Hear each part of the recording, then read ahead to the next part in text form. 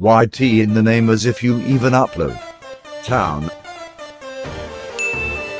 Chaos control!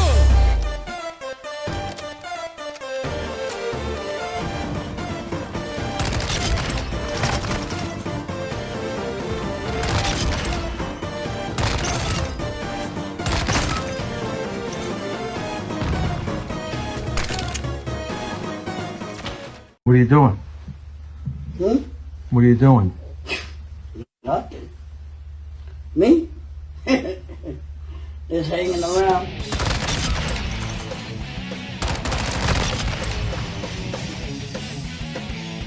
Get over here!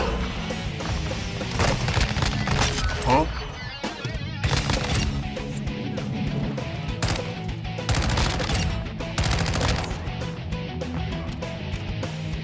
Ooh, again.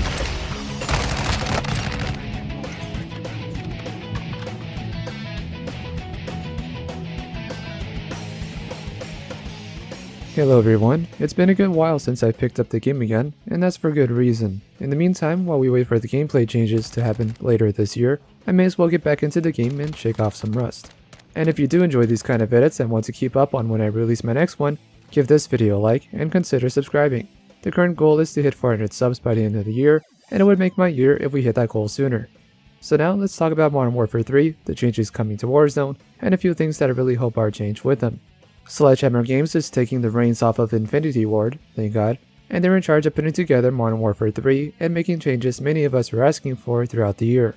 This includes having a base health of 150, faster and more responsive movement mechanics, which includes faster vaulting, faster animations, and the ability to hipfire while sliding. The unique spin that Sledgehammer is throwing into this game is what they refer to as a tack stance.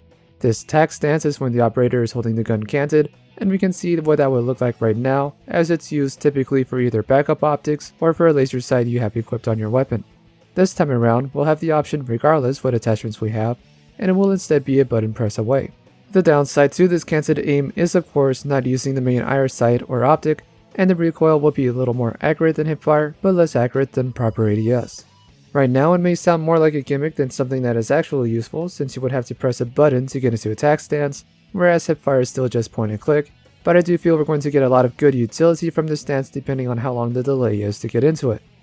Right now in Modern Warfare 2, most ARs take about 220 milliseconds to ADS without attachments, and the average time to kill for rifles is around 190 to 210 milliseconds, and going into SMGs, the time to kill is just less than 200 milliseconds for almost all of them.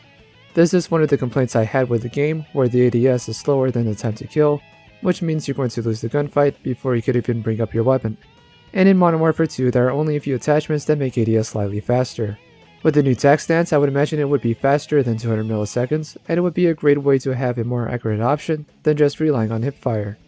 We know already Modern Warfare 3 is going to be faster than the previous game, which honestly isn't saying much, so for now I kind of do have to ride on the fence until we see actual multiplayer gameplay from people who know how to play the game and not just slowly rotate the camera.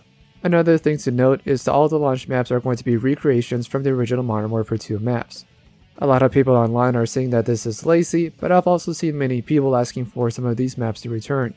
On top of this, the maps are being rebuilt to work better for gameplay Modern Warfare 3 has to offer. But that doesn't necessarily mean the maps will be balanced, nor does that mean the maps will be completely different.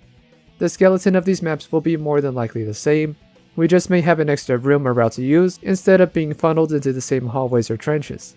This also gives the developers a chance to try and make some of the lesser known and not so popular maps from Modern Warfare 2 and make them work this time around. I'm not really against the developers doing this, as I haven't played the original maps, so everything will be new to me. And to some degree, I believe there is merit to bringing back old maps that have been vaulted for many years. For those who have been playing COD every year, what new maps do you enjoy or think are really well made? Let me know in the comments. I really want to see if anyone can name a few maps that were brand new and played well, anytime from Black Ops 4 up until now. Moving on to perks, we're going to have the perks available from the start of each match, which is such an amazing and novel concept. I can't believe Infinity Ward never thought about doing that for Modern Warfare 2, but it seems we're going to have more than just 3 perks to work with, and they're going to be included as gear for your operator. Right now we only have leaks to work with, which talks about gear perks for your gloves, vests, or boots, and we may be able to choose other gear. I imagine we may be able to choose helmets and 1 or 2 other gear items. Since these are just leaks for now, We won't really know how they're going to be balanced, but from the leaks we can see that the gear isn't crazy overpowered. As we know again right now, it's not like we can equip Fast Hands, Ghost, Cold Blooded, and Quick Fix all at once. It seems like we're going to have to pick between at least 2 of those. It is Sledgehammer we are talking about though, and in their last game, which was Vanguard, we could equip 13 attachments to one weapon, which did come with a lot of issues over the course of the game's life cycle.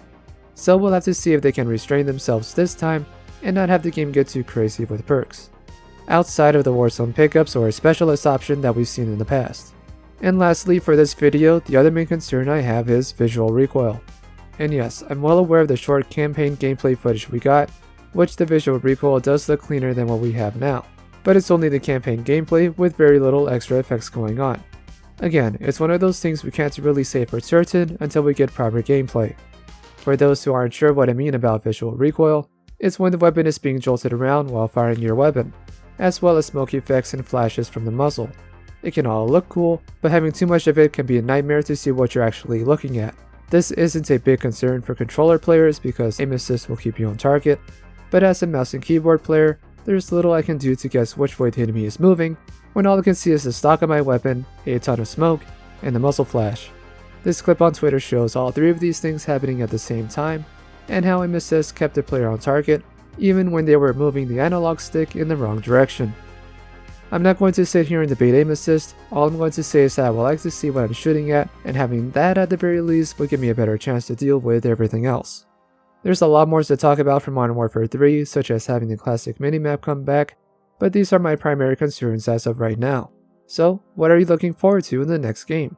Are you on board with these changes, or is there anything here that has you worried? Let's talk about it and let me know in the comments below. Until then, I am Mr. Rain, and I will see you guys next time.